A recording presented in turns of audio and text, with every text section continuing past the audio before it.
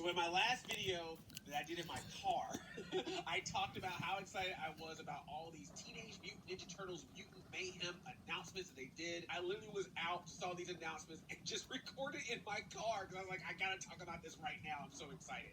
But now that I'm back home, now that I'm calm, now that I actually have more light on me, I thought I would talk a little bit more about all the different characters as well as the cast members that are voicing these characters in this movie. Because I know that people come from different generations of Teenage Mutant Ninja Turtles, so I know that sometimes some characters might be more familiar with certain people than other characters. So I'm not going to give any like deep dives here, but just some basic ideas of who certain characters are, and also some ideas of who some of the actors that are in this movie, in case you don't know their previous work, to know why they might have been chosen to be in this. So let's talk about the Turtles themselves. Yeah, they got young people to voice all the Turtles, which I think was a smart move, especially if you're going to try to make a franchise out of this. Leonardo is voiced by Nicholas Cantu, who was the voice of Gumball in The Amazing World of Gumball. He's also done voice acting for Sophia the First, Dora, and Friends, so making him the leader of the Turtles. I'm guessing Leonardo's the leader in this one. Already got some voice credentials behind him. Raphael is going to be voiced by Brady New. Now, he is the voice of Greg in the current Diary of a Wimpy Kid animated movies that Disney Plus has been making. He's also in the movie Good Boys and shows like Boardwalk Empire, The Mighty Ducks Game Changers, and now he's Raphael, so he's got the credits. Give him a break. Micah Abbey is the voice of my main nerdy turtle, Donatello. Micah was one of the stars of a Nickelodeon series called Cousins for Life. Now he's promoted from cousin to Turtle Brother. Oh yeah, man, we got some Turtle Brothers up in here. Shaman Brown Jr. is Michelangelo, and this brother was from The Chi, so, you know, he was a regular on the series The Chi, and now he's in this. I know people are always talking about celebrities being voice actors. In the case of the Turtles, at least, they clearly went with the people they thought would be good. Even though they have some credits behind them, you know that they got picked based on their performances. Always good to welcome some new Turtles into the mix. That being said, there's a lot of celebrity voices in this movie. This movie saw your Super Mario Bros. Movie and was like, oh, we're going to take it up a notch. Jackie Chan is Splinter. I didn't think I needed this, but once I heard this, I was like, perfect. You want someone to be that wise mentor. You want somebody to have that feeling of knowledge, to be able to educate and mentor the Turtles, and I think Jackie Chan is perfect for that. So sometimes Splinter is a human, Hamato Yoshi, who gets turned into a rat, and then sometimes he's an actual rat that mutates into a humanoid mutant rat. As much as I love like the Ninja Turtles movie that did the rat thing and some other iterations, I always kind of like it when he's a human that gets mutated into a rat, because I feel like that gives him like a little bit of a backstory, extra backstory. You have that Hamato Yoshi and Rokusaki Splinter Shredder connection. So I would like to see that happen, but hey, we'll see what the movie does. But Jackie Chan I thought was a great choice. Like the moment I heard it, I was like, yes, yes, co-sign. Io Devery is voicing April in this. She is the current voice of Missy on the animated series Big Mouth. IMDb is also saying that she's going to be in the Thunderbolts movie, the Marvel Thunderbolts movie, and she's also a regular on the TV series The Bear, so you may have seen her on there. There have been many iterations of April throughout the various Ninja Turtle series. She's been an adult in some, she's been the same age as the Turtles in some, she's been a couple years older than the Turtles in Rise because she ended up going to college. There's also been different looks for April. Judging from the actress they chose, I feel like we might be getting a continuation from what they did with her in Rise, if you know what I mean. But I'm glad that April's in this. It's always nice for the Turtles to have a human ally, and April, of course, is that great ally to have. No mention of Casey Jones yet, so I'm wondering if that's going to be something they're saving for the sequel. Maya Rudolph, you know her from SNL, movies, TV shows. She's done voices on cartoons. She's been in M&M's commercials.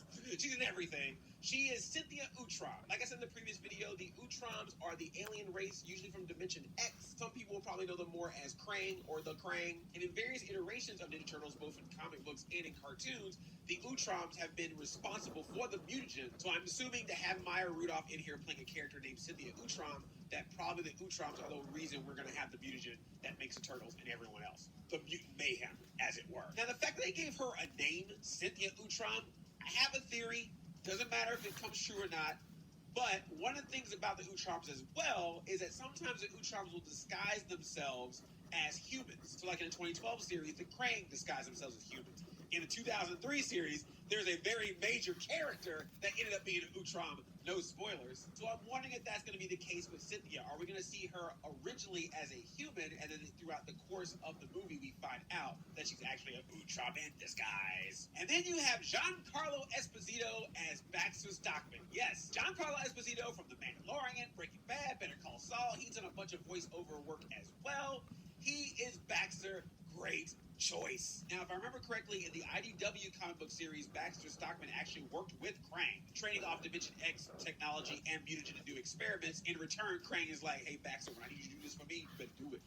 Show me results. So I'm wondering if we're going to get that kind of relationship in this movie with Baxter Stockman and Cynthia Neutron. Casting Giancarlo Esposito makes me feel like we're going to get 2003 series / IDW comic series Baxter Stockman vibes, which if y'all don't know, Baxter Stockman in that era is like menacing and wild.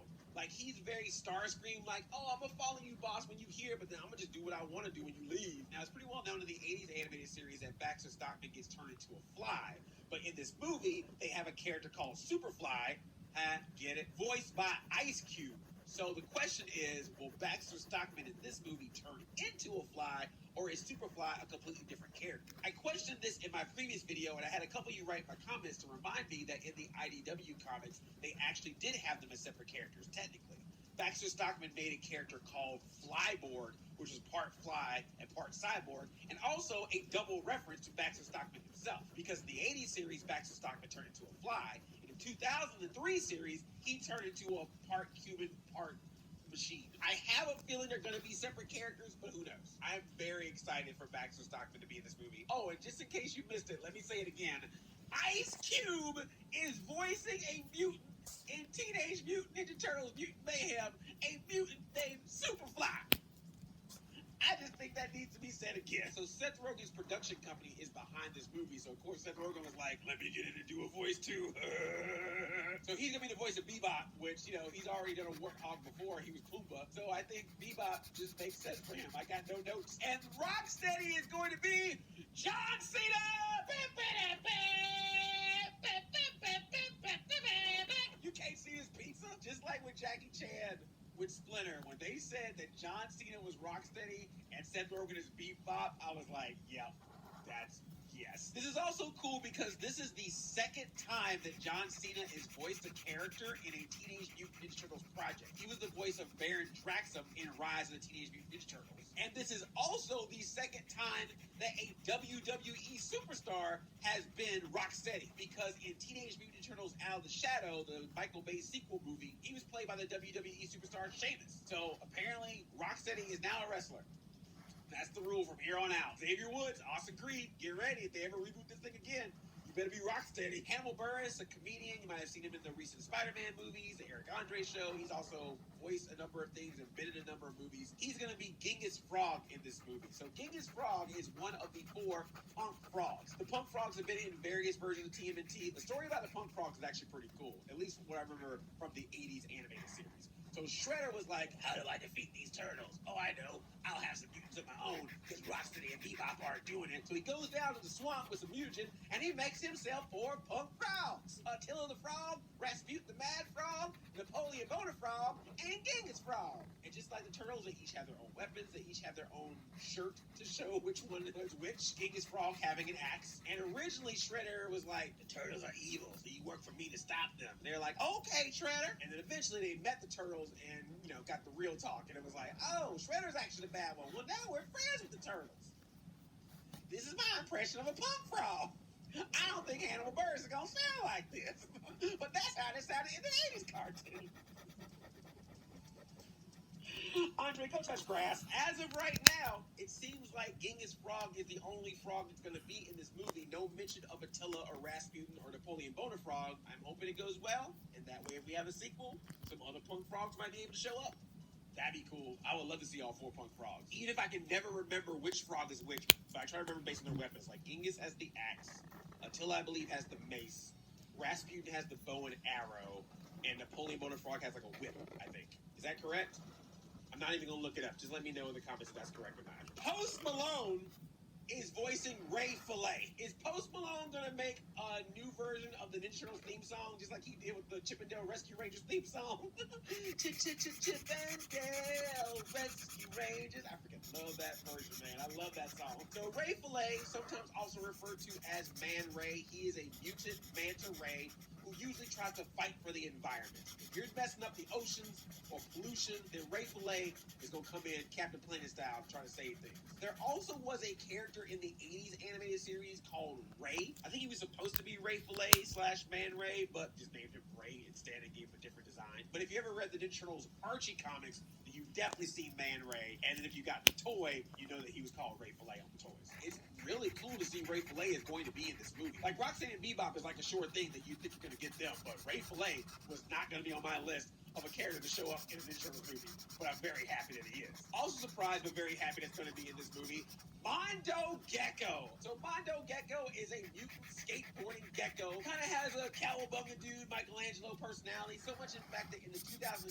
Ninja Turtles series, Mondo Gecko was voiced by Robbie Rist, who was the voice of Michelangelo in the 1990s live-action movies. And in this movie, he's going to be voiced by Paul Rudd. Ant-Man is Mondo Gecko. Please let Mondo Gecko eat Baskin-Robbins. Wingnut is in this.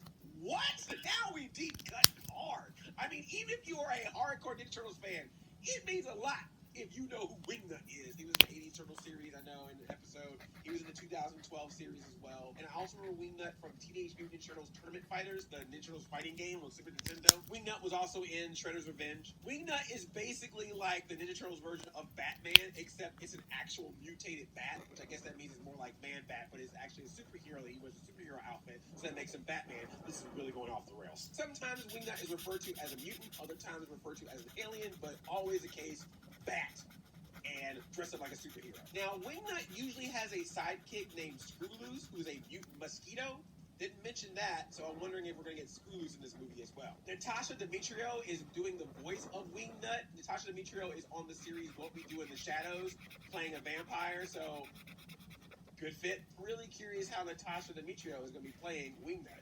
And speaking of which, I screamed with joy when I saw the announcement that Leatherhead is going to be in Teenage Mutant Ninja Turtles Mutant Mayhem. I am so happy. So Leatherhead is a giant mutant alligator or sometimes crocodile. In some versions of Turtles, Leatherhead has been a villain. Back in the 80s animated series, I guarantee. Obviously, in the video games, he's usually a mini-boss battle, and of course, the toy. But in the 2012 series, and I believe also in the 2003 series, Leatherhead was an ally to the Turtles. Will Leatherhead be a villain? An ally? A villain that turns into an ally?